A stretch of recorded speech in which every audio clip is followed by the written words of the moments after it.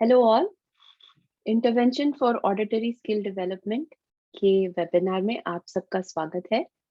ये listening together का 2021 का दूसरा वेबिनार है, जिसमें हम लर्निंग टू लिसन और लर्निंग थ्रू लिसनिंग के टॉपिक पर एक वेबिनार की सीरीज कर रहे हैं। लर्निंग टू लिसन माने सुनकर सीखना, लर्निंग थ्रू लिसन मैंने सुन सुन सॉरी लर्निंग टू लिसन मैंने सुनना सीखना, और लर्निंग थ्रू लिसनिंग माने सुनकर सीखना। इस वेबिनार के स्पॉन्सर है ब्यूट क्रीक फाउंडेशन, जिनकी डोनेशन की वजह से आज हम ये आप तक ला पाए हैं। मेरा नाम उमा सोमन है और मैं एक टीचर ऑफ द डेफ हूँ, लिसनिंग और spoken language specialist, auditory verbal educator हूँ। और आज मेरे साथ है उमा मेटाडाडी, हमारी बोर्ड मेंबर और पेरेंट, और अलादिनी राव दुगर। आप बहुत लोग उन्हें पहचानते हैं। वो हमारी सह संस्थापक है और पेरेंट एम्पावरमेंट की डायरेक्टर भी है। अगर किसी को स्पेसिफिक बच्चों के बारे में, उनके फैमिलीज के बारे में कोई सवाल है, तो अलादिनी से संपर्क करके ईमेल या व्हाट्सएप के द्वारा अलादिनी आपको जवाब दे सकेंगी। अगर किसी प्रोफेशनल इशू के बारे में सवाल है तो प्लीज मुझे कांटेक्ट कीजिए। आप में से बहुत लोग लिसनिंग टुगेदर के वेबिनार में पहले आ चुके हैं, तो आपको तो पता ही है कि हमारी ये कोशिश है लिसनिंग टुगेदर के द्वारा कि जो कोई भी बच्चे हैं पूरी दुनिया में जो डेफ या हार्ड ऑफ हियरिंग है, उन्हें उनके पोटेंशियल, उनकी जो क्षमताएं हैं, उन्हें पूरा करने का अवसर मिले। और उनके माँ बाप के पास कितने पैसे हैं या वो किस देश में रहते हैं, किस राज्य में रहते हैं, इससे उनकी मर्यादाएं सीमित ना हो। इसके लिए हम प्रोफेशनल्स की ट्रेनिंग करते हैं, पेरेंट्स की सपोर्ट करते हैं, और इस तरह के वेबिनार्स के द्वारा जन जागृति का भी काम करते हैं। लिसनिंग टुगेदर ये पूरी तरह से नॉन फॉर प्रॉफिट ऑर्गेनाइजेशन है। हम किसी भी इम्प्लांट हियरिंग एड या हियरिंग लॉस रिलेटेड ऑर्गेनाइजेशन से संलग्न नहीं है और पूरी तरह से इंडिपेंडेंट है। जैसे कि मैंने कहा, हमारे 3 किस्म के प्रोग्राम है, पेरेंट्स के लिए, प्रोफेशनल्स के लिए और जन जागृति पर आधारित।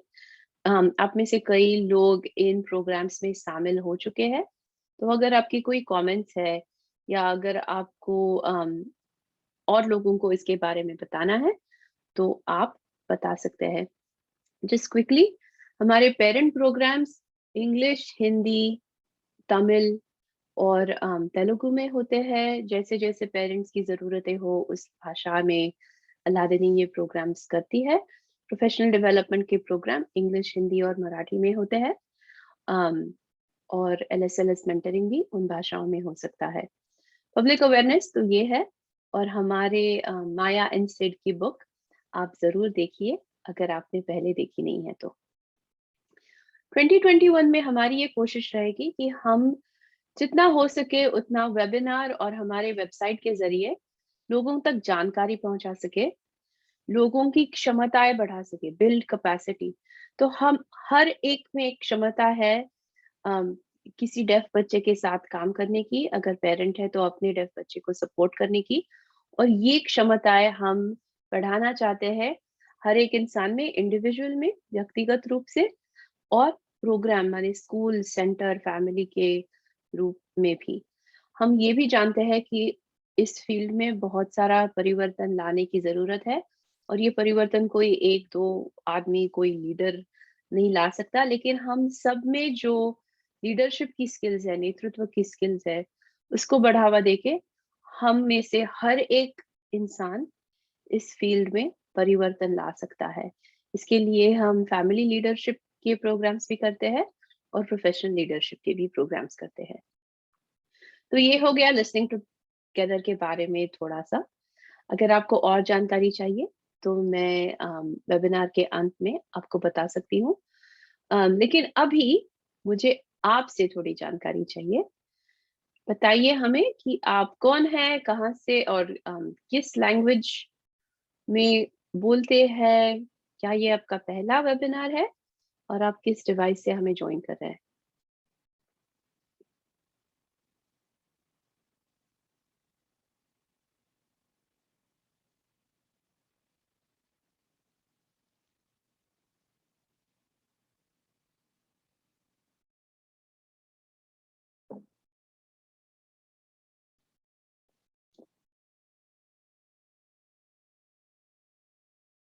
राइट, लोग वोट कर रहे हैं। 80% लोगों की वोट के लिए मैं रुकूंगी ताकि हमें अंदाजा आए कि ग्रुप में कौन है।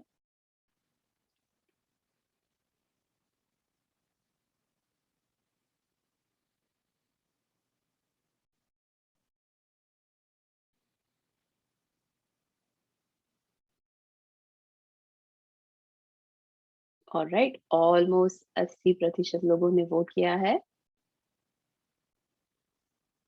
और 10 सेकंड रुकती हूँ अगर कोई और वोट कर रहा हो तो।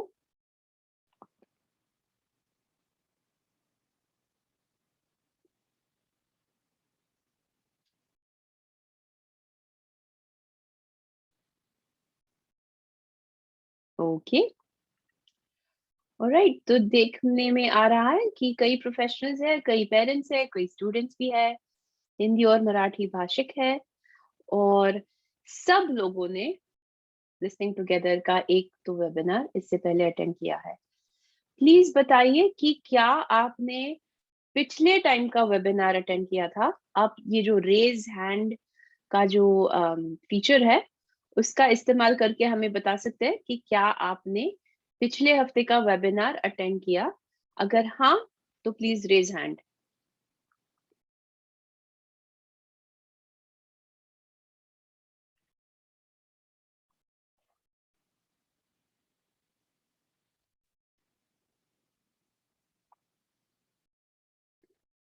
ओके,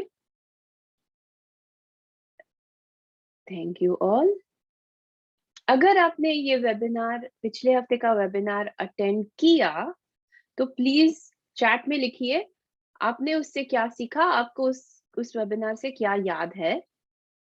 अगर आपने ये वेबिनार अटेंड नहीं किया, तो मेरी ये अपेक्षा है कि शायद आपने उसकी रिकॉर्डिंग देखी होगी, और अगर नहीं देखी है तो प्लीज इस वेबिनार के बाद जाकर वो रिकॉर्डिंग भी देखिए ताकि ये पार्ट 1 और पार्ट 2 एक साथ आप समझ सके। ऑलराइट, तो शुरुआत करते हैं। Intervention for auditory skills development. Intervention इस शब्द का ट्रांसलेशन होता है हस्तक्षेप, जो हमेशा मुझे इंटरफियरेंस, किसी किसी चीज में नाक खुपड़ने की जैसे लगता है। तो वो वर्ड ना यूज करके मैं इंटरवेंशन यही वर्ड यूज करूंगी। और इंटरवेंशन का मतलब है कोई भी एक्शन, कोई भी चीज जो हम करते हैं जिससे जो चल रहा है उसमें बदल आ सके। तो अगर बच्चे जन्म से ही अगर बच्चे को हियरिंग लॉस है, तो उसकी हियरिंग टेस्ट करना, उसको हियरिंग एड देना, ये इंटरवेंशन है।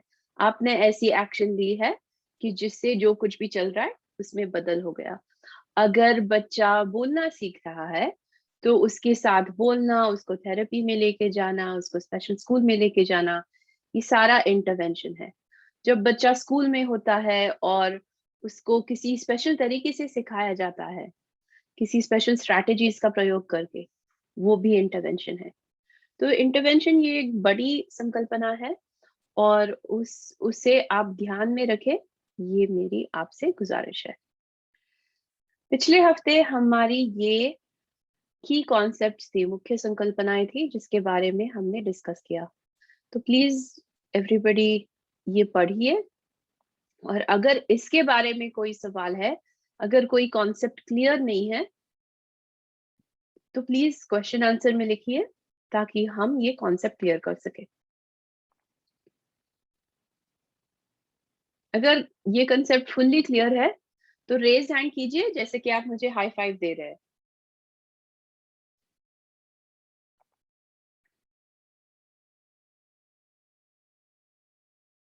मैं एक आध मिनट रुकती हूँ ताकि अगर कोई क्वेश्चंस है तो मुझे दिखे।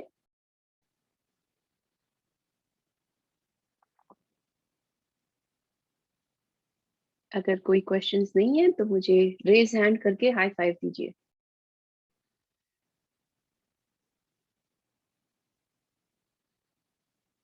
बहुत अच्छे, बहुत सारे हाई फाइव्स मिल रहे हैं। ये तो बहुत ही अच्छी बात है। एक्सीलेंट। ऑलराइट। तो लास्ट टाइम हमने डिस्कस किया था हियरिंग लॉस मैनेजमेंट, और इस मैनेजमेंट में क्या आता है? आइडेंटिफिकेशन और डायग्नोसिस, और फिर उसके बाद हियरिंग एड या हियरिंग टेक्नोलॉजी का जल्द से जल्द इस्तेमाल करना, और वो अच्छी तरह से उसका प्रोग्रामिंग और मेंटेनेंस करना, और फिर फैमिली सेंटर्ड अर्ली इंटरवेंशन, जितना जल्दी हो सके। 6 महीने से पहले अगर हो सके तो बहुत अच्छे, लेकिन 6 महीने तक अगर शुरू होता है तो उसका बहुत अच्छा रिजल्ट मिलता है। और ये अर्ली इंटरवेंशन में हम घर की भाषा, दिल की भाषा बच्चे को सिखाने की कोशिश करते हैं। इस अर्ली इंटरवेंशन में हम पेरेंट्स के जो कोई भी डिजायर्ड आउटकम्स है, इच्छित परिणाम जो है, उसको उसकी तरफ काम करने की कोशिश करते हैं। हमने ये भी डिस्कस किया कि ये जो हियरिंग टेक्नोलॉजी है, हियरिंग एड या कोक्लियर इम्प्लांट, ये महज एक टूल है। इसमें कोई जादू नहीं है, लेकिन ये हियरिंग एड या कोक्लियर इम्प्लांट लगाकर जब हम उसका इस्तेमाल करना सीखते हैं, जब वो अच्छी तरह से प्रोग्राम होता है, तब उसका बेनिफिट मिलता है, तब जाके उसकी मैजिक हमें दिखती है। बस हियरिंग एड या कोक्लियर इम्प्लांट लगाकर बच्चे बोलना नहीं सीखते, लेकिन ये हियरिंग एड या कोक्लियर इम्प्लांट लगाना इसकी पहली स्टेप है। लास्ट टाइम हमने डिस्कस किया कि कंसिस्टेंटली ये हियरिंग एड या कोक्लियर इम्प्लांट लगाना, पूरे दिन लगाना बहुत जरूरी है। तभी जाकर बच्चे सुनना सीखते हैं और फिर सुनकर सीखते हैं।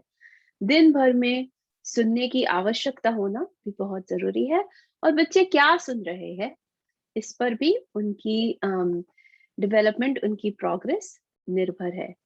तो उसके बारे में और आज हम बातचीत करेंगे, और ये है हमारे आज के कंसेप्ट्स। तो प्लीज पढ़िए, और फिर मैं एक एक करके इसके बारे में बात करूंगी।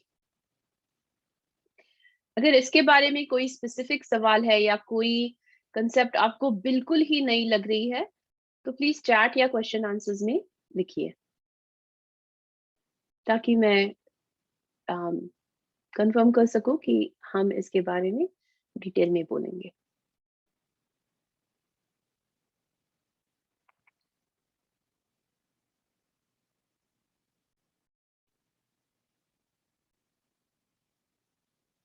मेरी आशा है कि आज की फॉन्ट की साइज थोड़ी कम है, लेकिन फिर भी आप सबको ये दिखाई दे रहा है और आप ये पढ़ सक रहे हैं।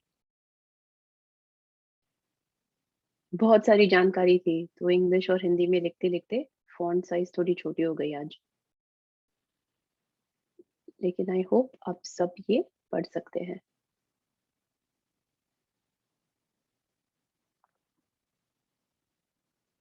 ऑलराइट।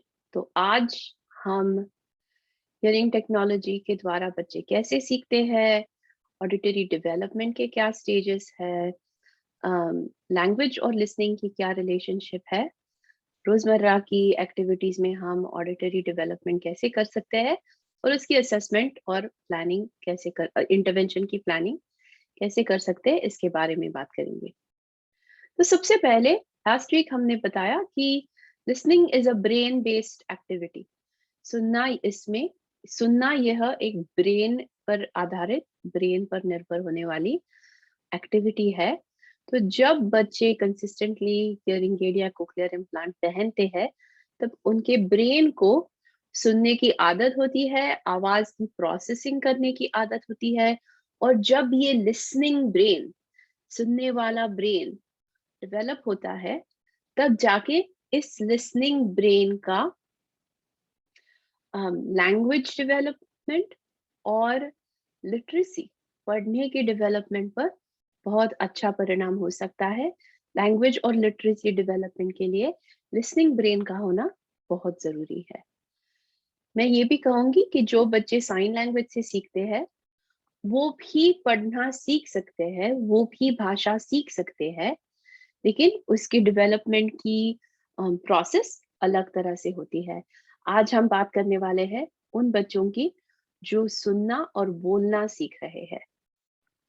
अगर आपको किसी स्पेसिफिक या अपने बच्चे के बारे में कोई सवाल है, तो आज हम इसके जवाब नहीं देंगे क्योंकि ये रिकॉर्ड हो रहा है, लेकिन आप हमें संपर्क कर सकते हैं जानकारी के लिए। अगर आपको कोई जनरल सवाल है तो प्लीज हमें पूछिए। Okay, listening brain supports language and literacy skills. तो ये जो लर्निंग टू लिसन और लर्निंग थ्रू लिसनिंग है, सुनना सीखना और सुनकर सीखना, इसका विकास किस तरह से होता है, उसको उसको प्रभावित करने वाले कई फैक्टर्स है, कई कारक है। सबसे पहला है बच्चे की उम्र। याद है मैंने कहा था कि ये सब ब्रेन की बात है, और बच्चे की जिंदगी में 0 से लेके 3 या 5 साल तक ब्रेन सबसे ज्यादा लवचिक होता है, सबसे ज्यादा फ्लेक्सिबल होता है। तब जो ब्रेन को इनपुट मिलता है, अच्छा बुरा, उसके आधार पर आगे की डेवलपमेंट होती है। तो जब बच्चे को 3 या 5 साल से पहले की उम्र में जल्द से जल्द सुनने की आदत पड़ती है, तब उसका अच्छा परिणाम होता है सुनना सीखना और सुनकर सीखने पर। जब बच्चे की ये उम्र चली जाती है और लेट डायग्नोसिस होता है, लेट हियरिंग एड होता है, या डायग्नोसिस तो अर्ली हो गया लेकिन बच्चे ने कभी हियरिंग एड पहना ही नहीं, बच्चे ने कभी कोक्लियर इम्प्लांट पहना ही नहीं, और फिर 7 साल की उम्र में जाकर कोक्लियर इम्प्लांट करवाया, तो उसमें सुनना सीखना और सुनकर सीखना बहुत आसान नहीं होगा। उम्र का इफेक्ट बच्चे की प्रगति पर दिखाई देगा। ड्यूरेशन ऑफ डेफनेस, ब्रेन को कितने साल तक बिना सुने ब्रेन का काम चलता रहा है, तो कितने साल ये ब्रेन बिना सुने रहा है, इसका भी परिणाम होता है सुनकर सीखना और सुनना सीखना और सुनकर सीखने पर। सोचिए कि आपका हाथ, ये हाथ है और ये अंगूठा है। ये अंगूठा आपने 5 साल इस्तेमाल ही नहीं किया, बस ऐसे ही रख लिया। इस तरह से ये अंगूठा है, और फिर 5 साल के बाद अगर आप कहते हैं कि अरे अभी मुझे ये अंगूठा इस्तेमाल करना है, तो वो उठाकर उसको हिलाकर उसको इस्तेमाल करने में बहुत कठिनाई होंगी, बहुत मेहनत करनी पड़ेगी, और शायद कभी भी ये रेगुलर अंगूठे जैसा उसका इस्तेमाल नहीं हो सकेगा, क्योंकि इस अंगूठे को इस्तेमाल होने की आदत नहीं है, इस अंगूठे को काम करने की आदत नहीं है। वैसे ही अगर हमारे ब्रेन के जो सुनने के भाग है, सुनने के एरियाज है, उनको काम करने की आदत ना हो, तो उसका भी परिणाम श्रवण कौशलों के विकास पर होता है। उसी तरह कितनी सुनने की आदत है, ड्यूरेशन ऑफ ऑडिटरी एक्सपीरियंस, तो बच्चे की हियरिंग एज क्या है, ताकि कितने साल बच्चा सुन रहा है, कितने महीने बच्चा सुन रहा है, कितने दिन बच्चा सुन रहा है, कितने घंटे बच्चा सुन रहा है, इस सब का परिणाम होता है आपके ब्रेन को कि साउंड सुनने की कितनी आदत है। अगेन मैं अंगूठे का एग्जांपल दूंगी। अगर दिन में 2 घंटे हमने अंगूठा इस्तेमाल किया, तो हाँ कुछ कुछ उसका काम चलेगा, लेकिन अगर हमने दिन में दिन भर ये अंगूठा इस्तेमाल किया, अंगूठा हिलाया, तो उससे तो बहुत ही ज्यादा फायदा होगा। तो बच्चे की उम्र, कितने साल, कितने, क्या अवधि है ब्रेन ने सुना है, क्या अवधि है कि ब्रेन ने नहीं सुना है, और जब भी बच्चा हियरिंग टेक्नोलॉजी से सुन रहा है तो क्या सुन रहा है। ट्विंकल ट्विंकल लिटिल स्टार के एग्जाम्पल में सारे स्वर और व्यंजन सुन रहा है, या बस इतना ही सुन रहा है। तो ये जो हियरिंग टेक्नोलॉजी से क्या सुनाई देता है, इसका भी परिणाम होता है। फाइनली 2 और बातें हैं कि अगर सुनने की जरूरत हो, अगर सुनने की आवश्यकता हो, सुनने की अपेक्षा हो, तभी जाकर बच्चों को सुनने में दिलचस्पी रहेगी, सुनने का कुछ महत्व रहेगा। अगर सुनना इम्पोर्टेंट नहीं है, अगर उसकी जरूरत नहीं है, अगर उसकी कोई वैल्यू नहीं है, तो क्यों कोई सुनेगा, राइट? उसी के साथ बस सुनना काफी नहीं है, जो सुना जा रहा है उसका मीनिंग भी पता होना चाहिए, उसका मतलब भी पता होना चाहिए। और इसका नाता है भाषा। क्या बच्चे को जो बताया जा रहा है वो समझ में आ रहा है? शायद अभी मैं सडनली अगर स्पेनिश में बोलने लगूं तो आप सबको सुनाई देगा लेकिन समझ में नहीं आएगा।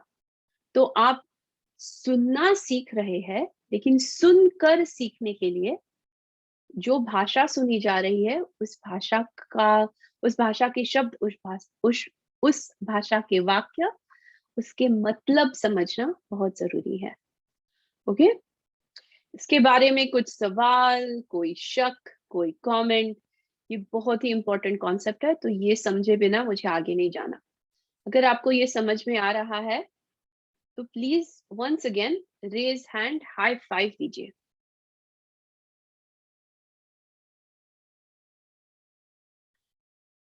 Excellent, excellent, thank you, thank you, thank you.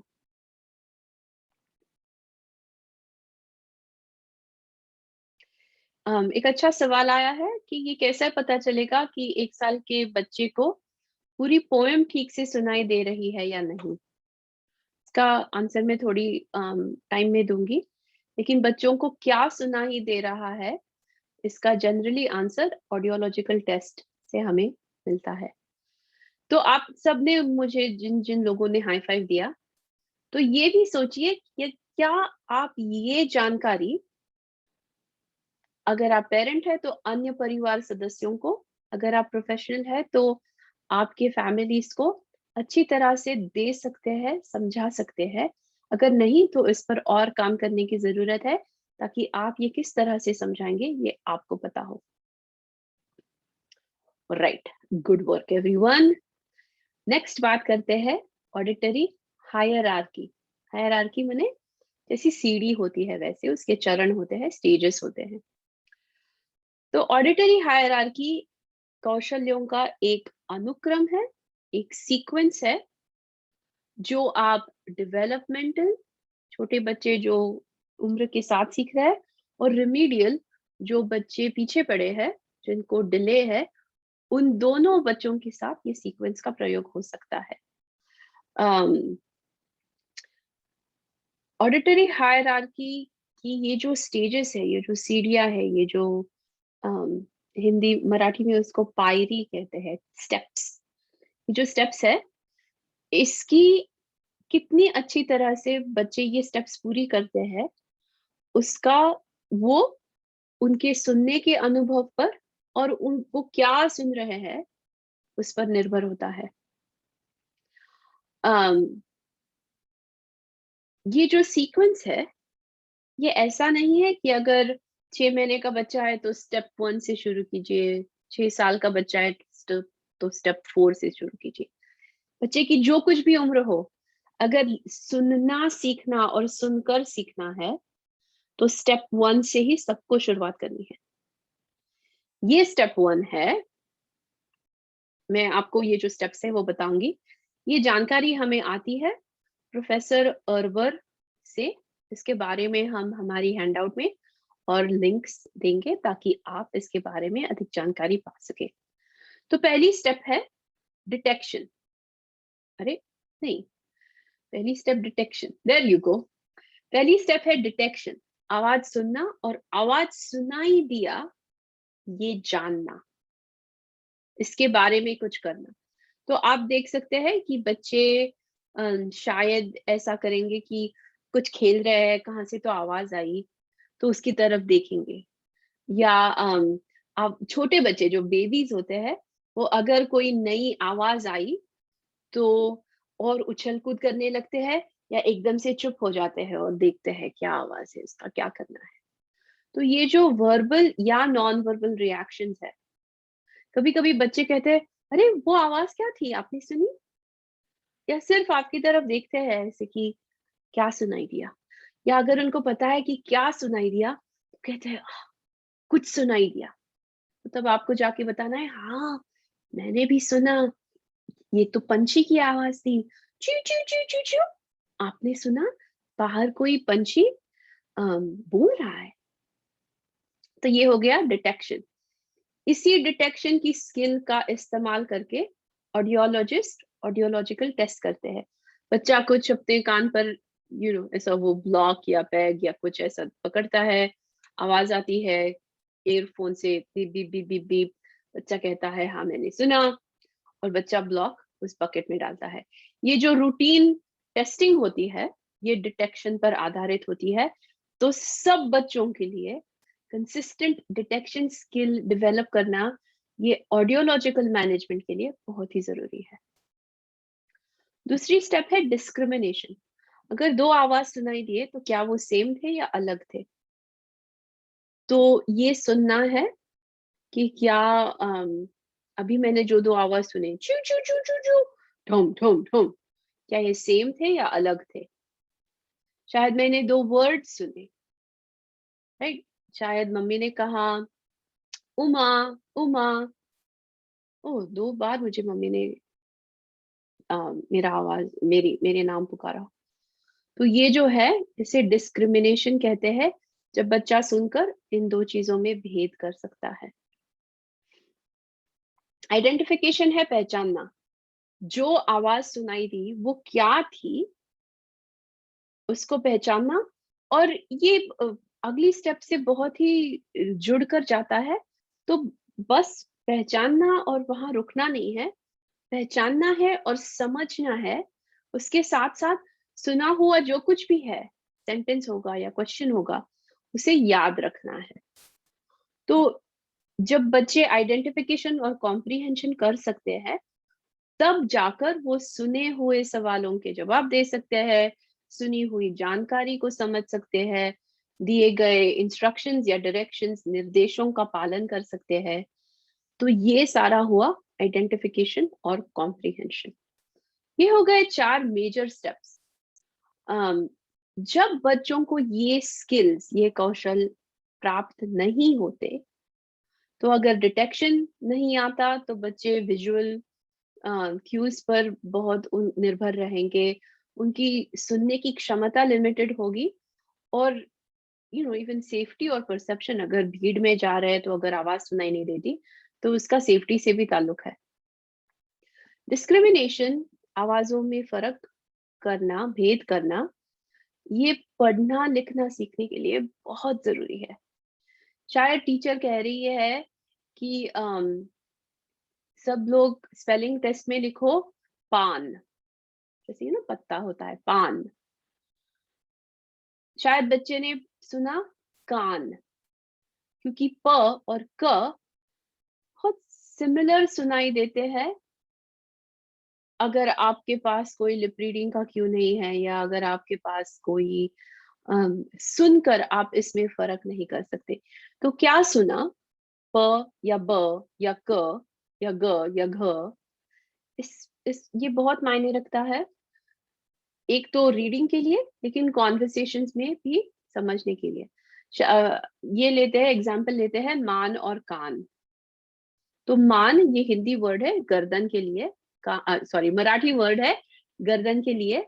और कान ये हिंदी और मराठी वर्ड है कानों के लिए, ईयर्स। तो अगर माँ कहती है, अम, शायद मराठी में कहेंगी, ओ माझी मान खूब दुखती है। सो मान में दर्द हो रहा है या कान में दर्द हो रहा है, या अगर बच्चा मान और कान में फर्क नहीं कर सकता है तो समझेगा नहीं। आइडेंटिफिकेशन कॉम्प्रिहेंशन, इसका तो सब पर परिणाम होता है। स्पीच परसेप्शन, क्या सुनाई दे रहा है, किस तरह से भाषा सीख रहा है। अगर बच्चा मान और कान ये दोनों एक ही सीख रहा है, तो शायद बच्चे को लग रहा है कि ये और ये उसका एक ही नाम है, लेकिन नहीं है, ये मान है, ये कान है। क्लासरूम में इसका परिणाम होगा, बच्चों को लिप रीडिंग या क्यूट स्पीच पर निर्भर होके या साइन लैंग्वेज पर निर्भर होके सीखना पड़ेगा। अगर बच्चों को क्यूट स्पीच, लिप रीडिंग या साइन लैंग्वेज पर निर्भर होके सीखना पड़ता है, तो ये कोई बुरी बात नहीं है। लेकिन हमें समझ में आना चाहिए कि बच्चा सुनकर क्या सीख सकता है, और उसको और किस चीजों की जरूरत है अगर सुनकर पूरी तरह से नहीं सीख सकता। ओके? तो इस कॉन्सेप्ट पर कोई सवाल या कोई क्वेश्चंस? अगर ये सब समझ में आया है तो प्लीज वंस अगेन हमें हाई फाइव दीजिए।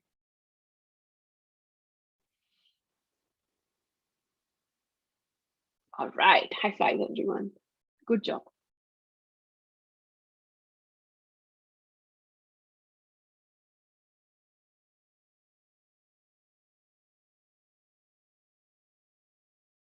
लिप रीडिंग सिखाने की स्पेशल टेक्निक्स होती है। बच्चों को बहुत पहले से कुछ सुनाई देते हैं, तब उनको उनका उनका ध्यान लिप्स की ओर ओढ़ना चाहिए ताकि वो लिप रीडिंग सीखे। लेकिन लिप रीडिंग सीख कर भी बस लिप रीडिंग से बच्चे सब कुछ समझ सकते हैं ऐसा नहीं। लिप रीडिंग फिर भी कंफ्यूजिंग हो सकता है। अगर मैं मान कहूँ और अगर मैं पान कहूँ तो ये लिप रीडिंग से सेम दिखते हैं। तो म और प में अंतर करने के लिए उसे सुनना या फिर क्यूड स्पीच का प्रयोग करके उसमें फ़र्क देखना ये बहुत ज़रूरी होगा। ऑलराइट, मैंने कहा कि लैंग्वेज और लिसनिंग में भी एक नाता है। बस सुनकर हम सुन सकते हैं, लेकिन समझने के लिए जो सुना हुआ है वो समझने के लिए जो कहा गया है उसका मतलब समझना बहुत ज़रूरी है, उसकी भाषा समझना बहुत ज़रूरी है। तो थोड़ा ये जो थोड़ी अलग-अलग टाइप की लिसनिंग है उसके बारे में बात करते हैं। एक है कि हियरिंग, कान से लेकर ब्रेन तक आवाज़ गई, कुछ कानों पे पड़ा, राइट? लेकिन दूसरा है लिसनिंग, ये जो कानों पे पड़ा, जो ब्रेन तक गया, उसकी तरफ ध्यान दिया गया और उसके बारे में सोचा गया। उसके बाद है अंडरस्टैंडिंग, जो सुना उसका मतलब समझना और उसके बारे में अम, और उसको फॉलो करना अगर कोई डायरेक्शन है तो। और ओवर हियरिंग या इंसिडेंटल लर्निंग है जो सिचुएशनल लर्निंग। बच्चे आजू-बाजू में जो हो रहा है उसकी तरफ ध्यान देते हैं और सुनते हैं। जिन बच्चों को हियरिंग लॉस नहीं होता, वो कहाँ-कहाँ से क्या-क्या शब्द समझ लेते हैं, सीख लेते हैं। कभी-कभार जो शब्द वो नहीं सीखने चाहिए वो भी सीख लेते हैं। लेकिन वो सीख रहे हैं अपनी आजू-बाजू के आप उनके आजू-बाजू में जो कोई भी बोल रहा है, जो कोई भी भाषा इस्तेमाल हो रही है, उसका प्रयोग करके।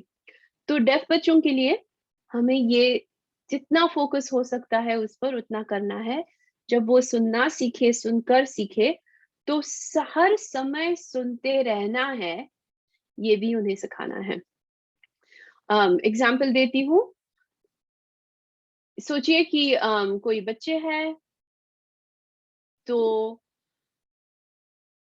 उस शायद पेरेंट्स बर्थडे पार्टी की प्लानिंग कर रहे हैं और मम्मी कहती है दादी को, हाँ मैं सोच रही हूँ कि पिंक आइसिंग वाली कपकेक्स बनाएंगे या कपकेक्स लेके आएंगे।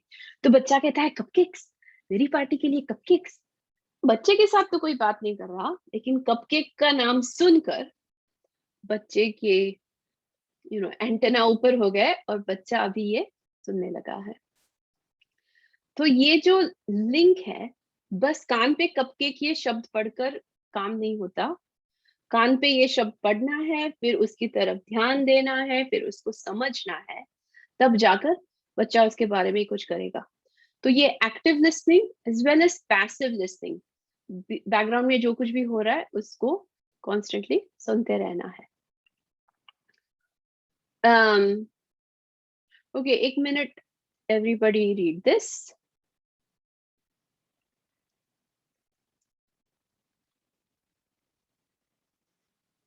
अगर आपको कोई सवाल है तो प्लीज़ क्वेश्चन आंसर में डालिए। अगर आपको स्पेसिफिक बच्चे के बारे में सवाल है, शायद आपके या शायद आप किसी बच्चे के साथ काम कर रहे हो उसके बारे में, तो उसके जवाब हम अभी नहीं देंगे। आप हमें ईमेल द्वारा या व्हाट्सएप द्वारा कॉन्टैक्ट कर सकते हैं।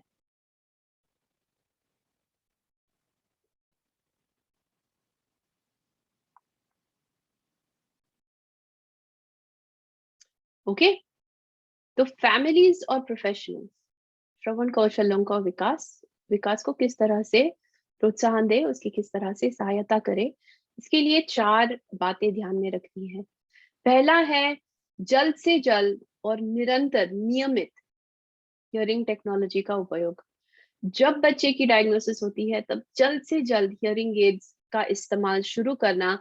अगर आप कोक्लियर इम्प्लांट्स के लिए रुक रहे हो तब भी जो कोई भी 3 हफ्ते, 4 हफ्ते, 6 महीने जितना कितना टाइम आपको लगने वाला है बच्चे को कोक्लियर इम्प्लांट देने के लिए, उस सब टाइम में किसी ना किसी प्रकार का आवाज अगर कान से होकर ब्रेन तक जाता है तो लिसनिंग ब्रेन की डेवलपमेंट शुरू हो जाती है।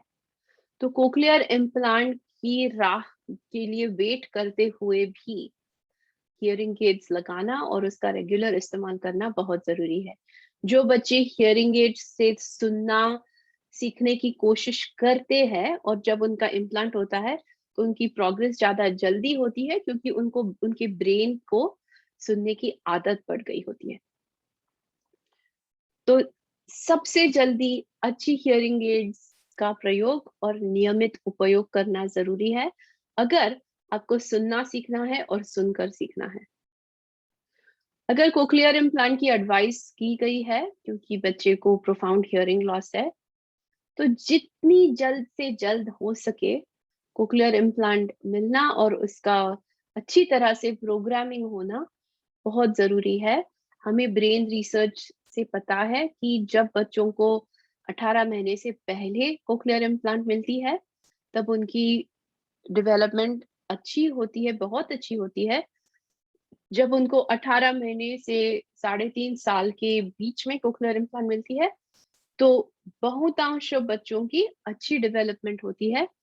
3.5 से लेकर 7 साल की उम्र में कुछ बच्चों की अच्छी डेवलपमेंट होती है, कुछ बच्चे बोलना सीखते हैं, कुछ नहीं सीखते।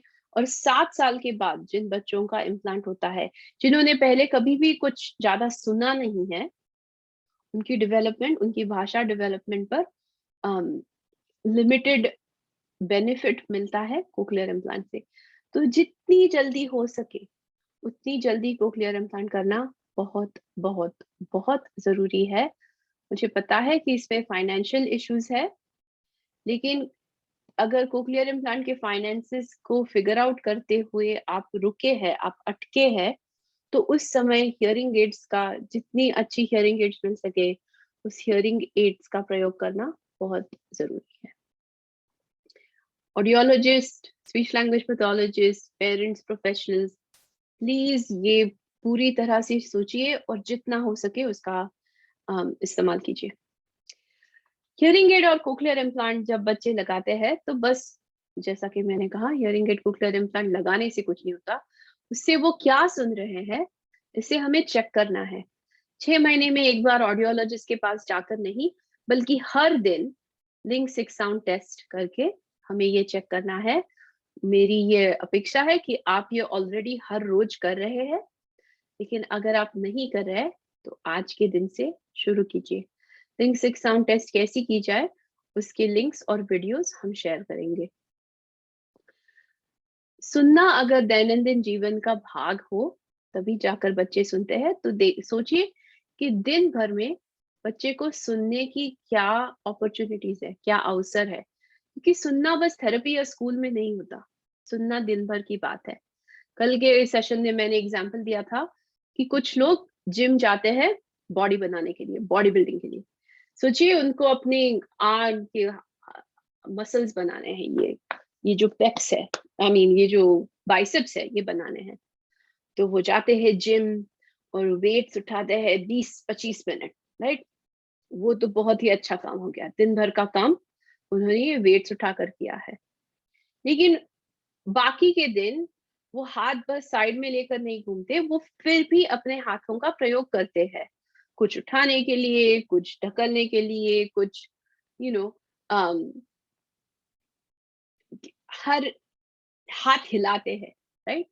तो सोचिए कि ये जो ऑडिटरी एक्टिविटीज है जो हम स्कूल या थेरेपी में करते हैं वो वेट लिफ्टिंग के समान है।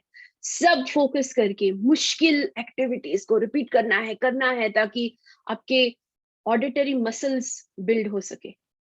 लेकिन फिर दिन भर में हमें हमारे मसल्स का प्रयोग करना है सुनने के लिए। जब दिन भर में ये मसल्स हम सुने इस्तेमाल करेंगे तभी जाकर ये हमेशा के लिए स्ट्रांग हो जाएंगे। नहीं तो 25 मिनट ये किया, बाकी का सारा दिन हाथ बाजू में लेकर घूमे, हाथ उठाया भी नहीं, तो ये मसल स्ट्रांग नहीं होंगे।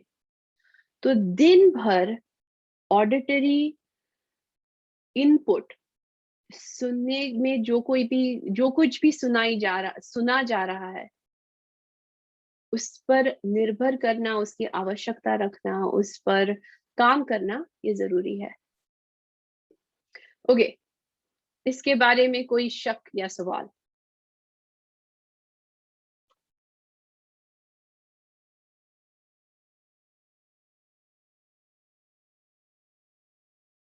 अगर कोई हो तो प्लीज चैट में टाइप कीजिए या क्वेश्चन आंसर्स में लिखिए।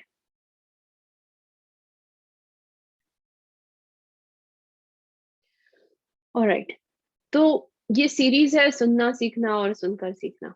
क्यों, क्या जरूरत है हमें जिंदगी में सुनना सीखने की और सुनकर सीखने की? ये कोई पिक्चर्स है रोजमर्रा की जिंदगी से। शायद इस पिक्चर में पिताजी और बेटा कुछ कलरिंग कर रहे हैं। पिताजी कह रहे हैं, ओ देखो, हमने तो ये ब्लू ओशन बनाया, क्या हम उसमें एक रेड फिश भी बना सकते हैं? इस नीले समंदर में क्या हम एक लाल मछली बना सकते हैं? देखो कैसे एक दूसरे के साथ बैठे हैं, एक दूसरे के चेहरे को देख के नहीं, लेकिन एक दूसरे की बात सुनकर ये हो रहा है। इसके लिए सुनना सीखना और सुनकर सीखना, जो सुना गया है वो समझना बहुत जरूरी है। इसी तरह मम्मी बच्चे मम्मी बच्चे को खिला रही है और कह रही है, चलो अभी और एक चम्मच आपकी ओर आ रहा है। आ ये तो सारा सुनकर हो रहा है, कोई किसी की तरफ देख नहीं रहा, कुछ नहीं हो रहा। जब सुनना सीखा जा रहा है उसके बाद सुनकर बहुत कुछ किया जा सकता है। तो देखिए यहाँ एक बच्ची है और दादी माँ है, और वो मिलकर कुछ किताब पढ़ रहे हैं। किताब पढ़ रहे हैं और फिर वो जो सुना जा रहा है उसे समझकर उसके बारे में कुछ हंस रहा है, कुछ जोक हो रहा है। यहाँ मम्मी और बच्चा लुका छुपी खेल रहे हैं, और मम्मी कह रही है, अरे कहाँ हो कहाँ हो? आ, इस पेड़ के पीछे से मुझे कुछ आवाज आई, क्या आप यहाँ छुपे हो? और जाकर इस रोजमर्रा की लुका छुपी के गेम में ऑडिटरी एक्टिविटीज के लिए मौका है। ये जो बीच के दो पिक्चर्स है ये मेरे लिए सबसे महत्वपूर्ण है। क्यों सुनना है? ताकि आप फैमिली के साथ ग्रुप में बातचीत कर सके, पता है आज स्कूल में क्या हुआ, और उसके बारे में डिनर टेबल पे खाना खाते खाते कुछ डिस्कशन हो सके। स्कूल में जो कुछ भी सिखाया जा रहा है वो सुनकर सीखा जा सके। क्योंकि देखो अभी ये टीचर इस तरह देख रही है, अगर इस बच्चे की हियरिंग एड है तो वो तो टीचर की मुंह नहीं देख सक रही है। तो सुनना सीखना और सुनकर सीखना, इस पर जोर दिया जा रहा है। ऑलराइट, कुछ सवाल आ रहा है वो मैं देख रही हूँ। और जैसे आएंगे उसके मैं जवाब दूंगी। एक सवाल है, अगर एक कान में सीआई है तो दूसरे कान में बीटी लगा सकते हैं क्या? Yes yes yes yes. भगवान ने हमें दो कान दिए हैं क्योंकि दो कानों की जरूरत होती है, दो कानों से सुनना जरूरी है। अगर एक कान में कोक्लियर इम्प्लांट है तो दूसरे कान में हियरिंग एड लगाना बहुत फायदेमंद हो सकता है, ब्रेन डेवलपमेंट के लिए, लोकलाइजेशन के लिए, लिसनिंग इन नॉइज के लिए। प्लीज आपके ऑडियोलॉजिस्ट या अगर आप प्रोफेशनल है तो आपके पेरेंट्स से इसके बारे में डिस्कस कीजिए। um,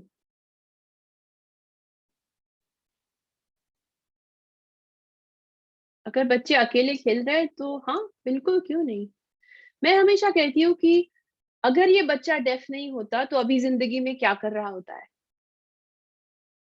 वही उस बच्चे को करना चाहिए। और पेरेंट्स प्रोफेशनल्स उसमें उस बच्चे को ज्वाइन होकर लैंग्वेज लिसनिंग स्पीच लिटरेसी पर काम करेंगे।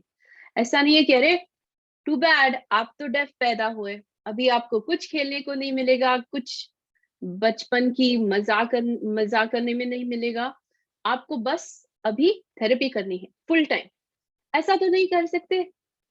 अगर ये बच्चा डेफ नहीं होता तो अभी क्या कर रहा होता, वही बच्चे को करते हुए उसको सपोर्ट करना है, auditory development, language development. I mean I am very serious about this. हम बच्चों को कंटिन्यूअस थेरेपी या टीचिंग में नहीं लगा सकते, नहीं डाल सकते। वो उनकी हेल्थ के लिए अच्छा नहीं है, उनकी मेंटल हेल्थ के लिए अच्छा नहीं है, पेरेंट्स की मेंटल हेल्थ के लिए अच्छा नहीं है। खेलना कूदना मजा करना ये सब जरूरी है। Language is learned while living life. जिंदगी जीते जीते भाषा सीखी जाती है। क्यूट की स्पीच के बारे में सवाल है, वो मैं डेफिनेटली उसका जवाब दूंगी towards the end. 6 sound test कितनी उम्र तक करे? Forever is my thinking. ये कहते हुए मैं जब तो अर्ली लिसनर्स जो है, जो सुनना सीख रहे हैं, उनके साथ ज्यादा कंसिस्टेंटली, ज्यादा फ्रीक्वेंटली करनी पड़ती है।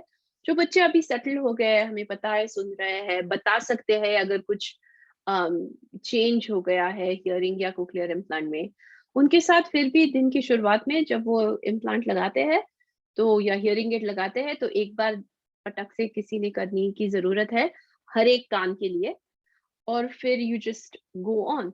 मेरे जो टीनेजर्स स्टूडेंट है या हाई स्कूल जाने वाले स्टूडेंट्स है, उनके पेरेंट्स जस्ट दिन की शुरुआत में करते हैं। और अभी वो बड़े बच्चे हैं, वो सुनना उनकी जिंदगी का हिस्सा है। अगर कुछ अलग हो तो उन्हें पता चलेगा, वो उसके बारे में कुछ बोलेंगे। लेकिन कभी कभी ऐसा भी होता है कि आदत पड़ जाती है तो उन्हें नहीं पता अगर उनकी हियरिंग चेंज हो गई है तो। इसलिए लिंक 6 साउंड टेस्ट करते रहना इम्पोर्टेंट है मेरे मेरे ख्याल से।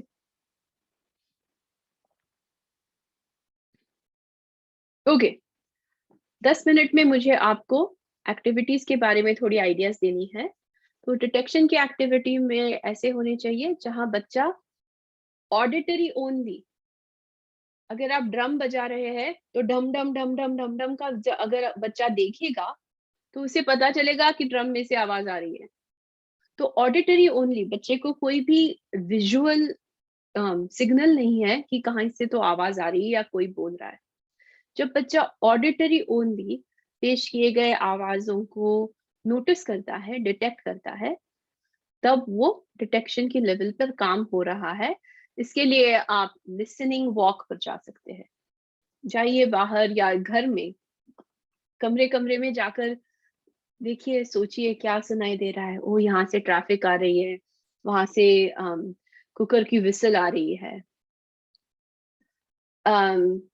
म्यूजिक, तो फ्रीज डांस या म्यूजिकल चेयर्स, जिसमें बच्चे को सुनकर अगर आवाज है तो कुछ करना है, अगर आवाज नहीं है तो कुछ करना है।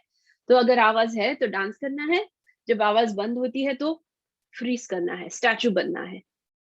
म्यूजिकल चेयर्स है, जब आवाज आ रही है तब तक, जब म्यूजिक चालू है तब तक गोल घूमना है, जब म्यूजिक रुकता है तो जल्द से जाकर बैठना है। ये सारे गेम्स है, कुछ बैठ के ऐसा करो फिर डालो, ये एक डिटेक्शन की टेस्ट है। लेकिन गेम्स के द्वारा डिटेक्शन की बहुत सारी एक्टिविटीज आप कर सकते हैं। लिंक 6 साउंड टेस्ट के बारे में और एक सवाल है, लिंक 6 साउंड टेस्ट लेते समय डिस्टेंस कितना रखना जरूरी है? 1 फुट से लेकर 9 फीट तक डिस्टेंस पर हम जनरली लिंक 6 साउंड टेस्ट करते हैं। लेकिन ताकि हमें पता चले कि डिस्टेंस का क्या परिणाम हो रहा है, और बच्चा दूर है इसलिए बहुत जोर से नहीं करनी है, बच्चा दूर है फिर भी उसी आवाज में करनी है, ताकि हमें पता चले कि जब जैसे जैसे बच्चा दूर जाता है तब उनकी लिसनिंग पर क्या परिणाम होता है। और इस इंफॉर्मेशन के आधार पर एफएम सिस्टम या रॉजर पेन या मिनी माइक या अगर कुछ इस तरह की जरूरत हो तो हम उस एफएम सिस्टम के बारे में भी सोच सकते हैं। डिस्क्रिमिनेशन की एक्टिविटी है जहां बच्चा ऑडिटरी ओनली कुछ सुनकर उसमें फर्क, क्या वो सेम है या डिफरेंट है, ये समझ सके। तो उसके लिए गेम्स हो सकते हैं। मेरी मम्मी मेरे सिस्टर के साथ ये खेलती थी, मुझे याद है कि अगर दम दम दम दम दम दम दम दम दम दम दम दम दम दम दम दम दम दम ऐसे आवाज आई 1 2 तो रनिंग करनी है। लेकिन अगर धम धम धम धम धम धम ऐसे आवाज आई तो मार्चिंग करनी है। अभी अगर धम धम धम धम धम धम धम धम धम धम ऐसे आवाज आई तो पहले मार्चिंग करनी है, फिर रनिंग करनी है, ताकि बच्चे को ये फर्क समझ में आया, ये पता चले। ये हो गया एनवायरमेंटल साउंड्स के साथ। लेकिन हमारा गोल है कि बच्चा ये डिस्क्रिमिनेशन स्पीच लैंग्वेज के साथ भी कर सके। तो फिर सिंगल सिलेबल, छोटे वर्ड्स, बड़े वर्ड्स, उसमें फर्क करना, या स्टोरी बुक की कैरेक्टर्स, उनके आवाज, उसमें फर्क करना, या राइमिंग गेम्स, वो समझना सीखना। मान, कान, पान, क्या वो सारे एक जैसे थे? हाँ थे, राइमिंग वर्ड्स थे। मान, कान, गोला, क्या ये सारे एक जैसे थे? नहीं, ये एक जैसे नहीं थे। ये जो राइमिंग वर्ड्स जो इंग्लिश सीखने में बहुत जरूरी है, क्योंकि हिंदी या मराठी के जैसे इंग्लिश की स्पेलिंग इतनी आसान नहीं है, उसको वो बहुत बार डिस्क्रिमिनेशन पर निर्भर करते हैं। बच्चे को उसकी हियरिंग एड या कोक्लियर इम्प्लांट से क्या और कितना सुनाई देता है, इस पर डिस्क्रिमिनेशन एक्टिविटी की सक्सेस डिपेंडेंट रहेगी। आइडेंटिफिकेशन और कॉम्प्रिहेंशन एक्टिविटीज, ये आई थिंक आप सब बहुत रेगुलरली करते हैं, जहां बच्चे को बस सुनकर जो कोई भी जानकारी मिली हो उसको फॉलो करना है। कभी कभी मैं देखती हूँ कि जब मैं प्रोफेशनल्स के साथ काम करती हूँ, तो कभी कभी मुझे कोई कहता है कि हाँ, हमने 3 स्टेप डायरेक्शंस पर काम किया। हमने कहा कि पहले बुक लाओ, फिर सेकंड उसको ये करो, फिर थर्ड उसको वो करो। तो ये भी 1 2 3 ये विजुअल क्यूज है। अगर आपने बच्चे को बुक नहीं दिखाई और ये नहीं दिखाई और वो नहीं दिखाया तो भी, तो बच्चा बस सुनकर क्या कर रहा है, इस पर ध्यान देना बहुत जरूरी है। मुझे पता है बहुत लोग ऐसा हाथ मुंह पर हाथ रख कर कहते हैं, लेकिन जिस टाइम मैं मुंह पर हाथ रखती हूँ, तब नेचुरली मैं जो कुछ भी बोल रही हूँ वो सुनना मुश्किल हो जाता है।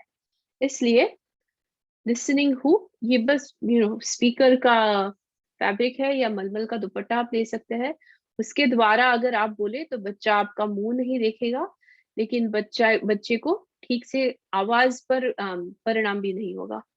तो speech hoop, listening hoop, cochlear implant companies ये इस तरह के ये पूरे एम्ब्रॉयडरी का सर्कल है, उसमें स्पीकर फैब्रिक लगाया हुआ है।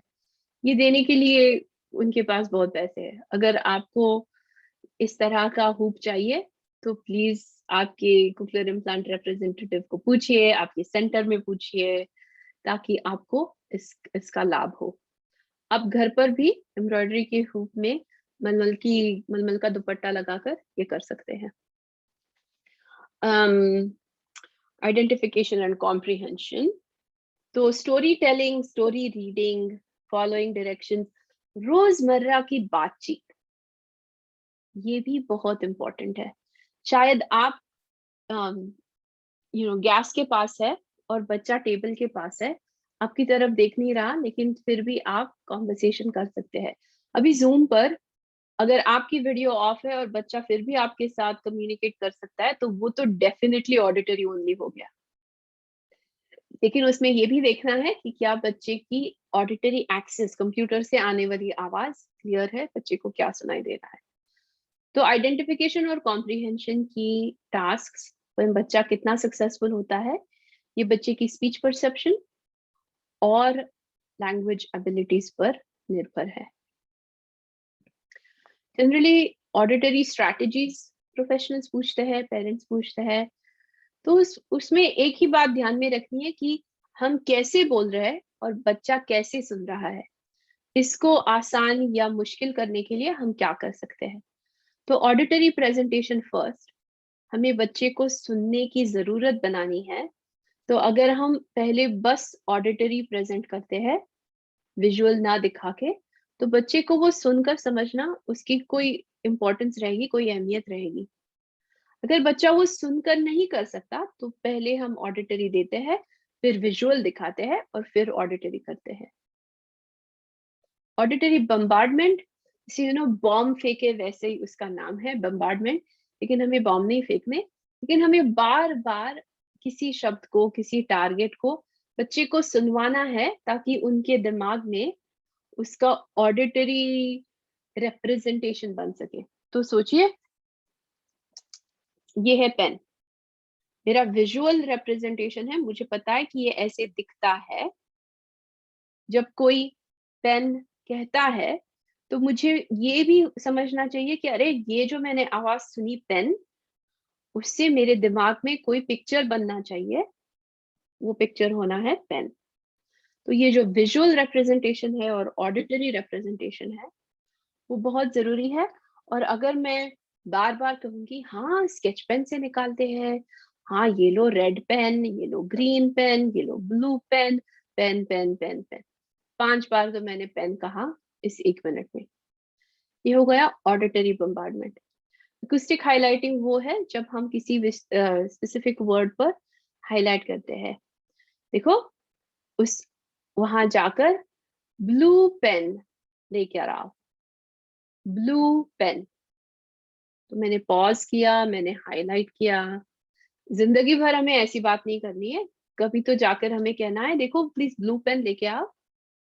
लेकिन अभी जब बच्चा सुनना सीख रहा है, तो blue pen, acoustic highlighting, pausing, इसका प्रयोग करके हम बच्चे को सुनने में कोशिश कर रहे हैं, और आगे जाकर हम सपोर्ट्स निकाल देंगे।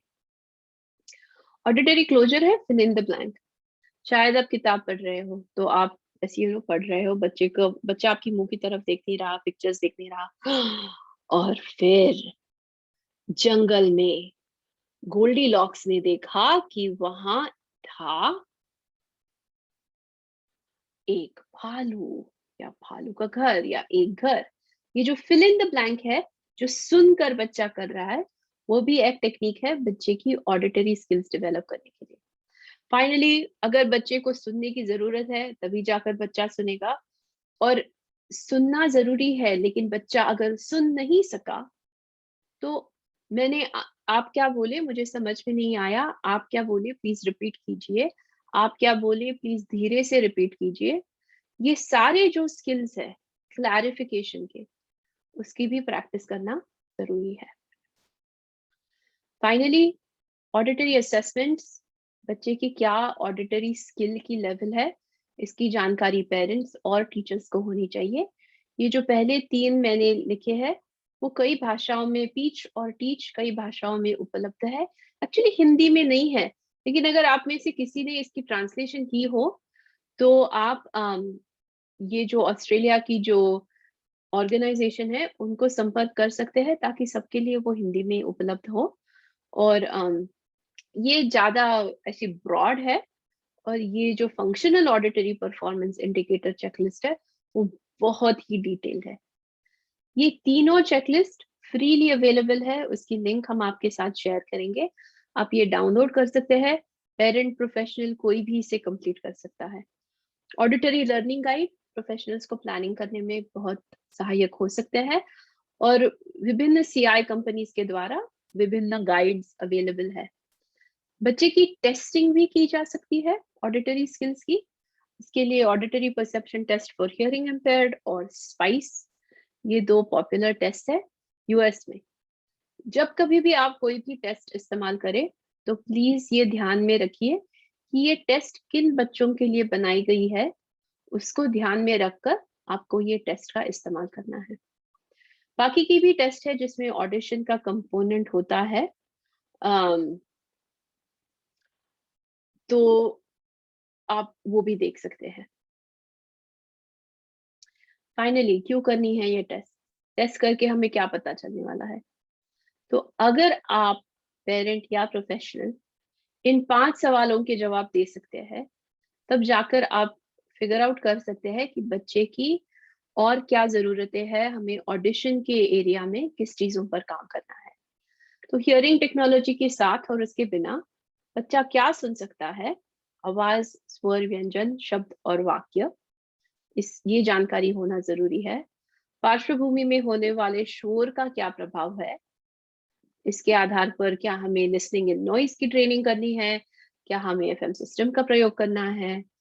दिन प्रतिदिन के जीवन में बच्चा किस तरह से कहा हुआ सुनता और समझता है, स्कूल में कैसे कर रहा है, ये सब जानने के बाद आप आइडेंटिफाई कर सकते हैं कि अरे इन एरियाज में बच्चा ठीक से कर रहा है, इन एरियाज में और प्रैक्टिस की जरूरत है, तो हम इन एरियाज पर थेरेपी स्कूल घर पे काम करेंगे रोजमर्रा की एक्टिविटीज में, गेम्स के द्वारा, कुछ मारपीट करके ये कुछ भी करने की जरूरत नहीं है।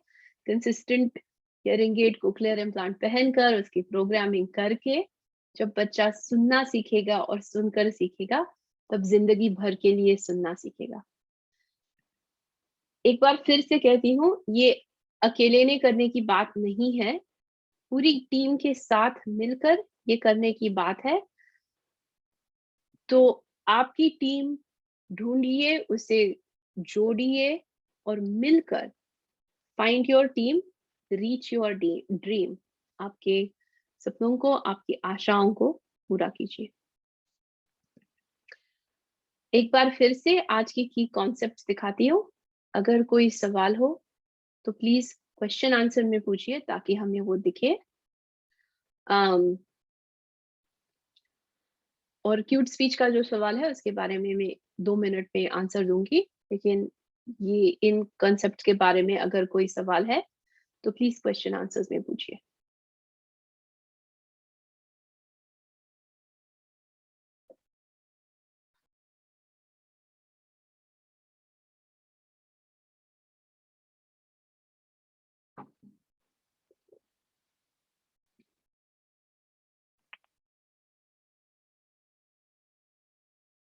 ऑलराइट, मुझे कोई सवाल दिख नहीं रहे।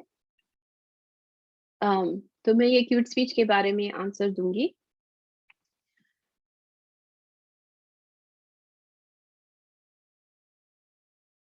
Cute speech, national cute speech association की जो सिस्टम है, उसके जो हैंड सिग्नल्स है, तो फॉर क्यूट स्पीच के बारे में पहले बता दी। क्यूट स्पीच ये ऐसी सिस्टम है जो लिप रीडिंग में सहायता करती है। उसके हैंड सिग्नल्स होते हैं, 8 हैंड सिग्नल्स होते हैं, ताकि पता चले कि कौन सा स्वर बोला जा रहा है और कौन सा व्यंजन बोला जा रहा है। नेशनल क्यूट स्पीच एसोसिएशन की वेबसाइट पर जाके आप उसके बारे में अधिक जानकारी पा सकते हैं। लेकिन जो सवाल है, क्या वो किसी भी भाषा के साथ प्रयोग हो सकता है, उसका आंसर है यस। एक्चुअली हिंदी और मराठी के लिए उनके स्पेसिफिक जो हैंड सिग्नल्स है वो क्रिएट किए गए हैं। तो आप नेशनल क्यूड स्पीच एसोसिएशन की वेबसाइट पर जाके ये देख सकते हैं। लिंक 6 साउंड टेस्ट कैसे करें, इसके लिए हम लिंक शेयर करेंगे, वीडियो भी शेयर करेंगे, लेकिन बेसिकली बच्चा लिंक्स, ये जो 6 साउंड्स है, आ, ई, उ, श, वो सुनता है और वो रिपीट करता है, या उन्हें सुनाई दिया, डिटेक्ट किया, ये निर्देशित करता है। I think that is it. एक सवाल है स्पेसिफिक बच्चे के बारे में, वो हम अभी नहीं देंगे, प्लीज हमें कांटेक्ट कीजिए। अल्लादनी का ईमेल यहाँ है, मेरा ईमेल यहाँ है। आप info@listeningtogether.com पर भी हमें शेयर कर हमें ईमेल भेज सकते हैं। नेशनल क्यूड स्पीच एसोसिएशन, मैंने एक्चुअली बस पैनलिस्ट को ये लिंक भेजी। Alright, thank you all for joining us today.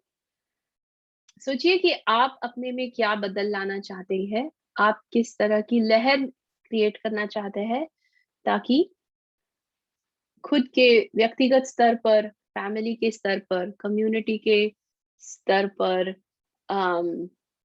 और जिंदगी में, और आई मीन दुनिया में ये बदल हम ला सकते हैं। अगर आपको ये जानकारी फायदेमंद लगी तो हमारी वेबसाइट, रिसोर्सेज, यूट्यूब चैनल की लिंक शेयर कीजिए आपके परिवार के साथ, आपके दोस्तों के साथ, आपके प्रोफेशनल्स के साथ। अगर आपको ये लगता है कि ये जानकारी आपके सेंटर में भी पेश हो, तो प्लीज हमें इनवाइट कीजिए आपके यहाँ वर्कशॉप देने के लिए, लेक्चर देने के लिए। और अगर आपको लगता है कि ये काम ज़रूरी है, तो शायद आप हमारे फ़ेसबुक या वेबसाइट के द्वारा हमें डोनेशन भी दे सकते हैं। इंडिया से डोनेशंस मिलने में अभी थोड़ी एक प्रोसेस क्रिएट हो रही है, तो अगर आपको इंटरेस्ट है, तो प्लीज़ हमें बताइए। Thank you very much. हमारा अगला वेबिनार जुलाई में होगा। एक बहुत ही खास गेस्ट स्पीकर होंगे, उसके बारे में और जानकारी हम आपको जल्द ही देंगे। जब ये वेबिनार खत्म होगा, तब आपको एक सर्वे दिखेगा। प्लीज़, प्लीज़, प्लीज़ वो पूरा कीजिए।